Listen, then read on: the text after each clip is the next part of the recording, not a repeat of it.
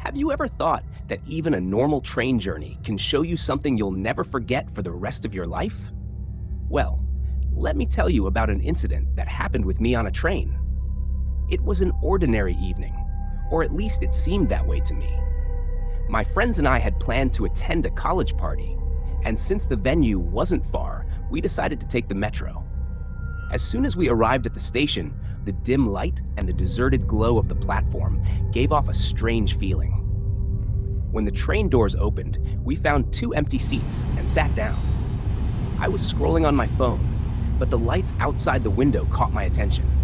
The city lights were turning into a colorful haze, and the gentle sound of the train was getting lost in the noise.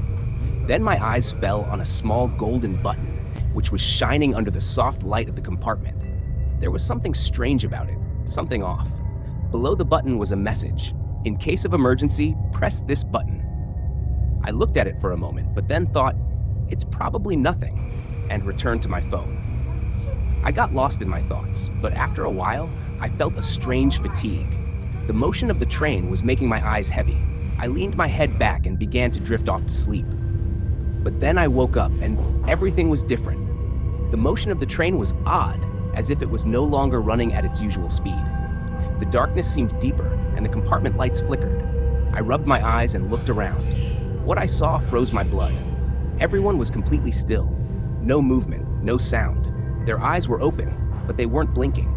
My friend was the same, completely frozen, her face fixed in one spot. I shook her and said, "Hey, wake up! What's happening?" But there was no response. A strange anxiety began to creep over me. The train was now moving faster, its noise sounding like a distorted mechanical sound.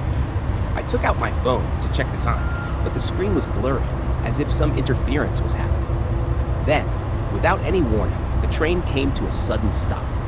A deep silence filled the air, so deep that I could feel the weight of it in my heart. I staggered out of my seat and headed for the compartment door.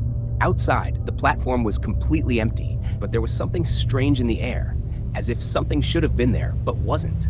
I turned around and then heard a sound, first faint, then growing louder. It was the sound of footsteps, but they sounded unnatural. I stepped back from the door and looked. Shadows. Strange, twisted shadows moving toward me at an unnatural speed. Their motion wasn't human, as if someone had distorted them. The sound of their footsteps climbed up my spine. I knew I had to get out of there.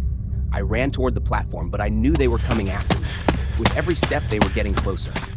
Then I saw a golden light. There it was, the button.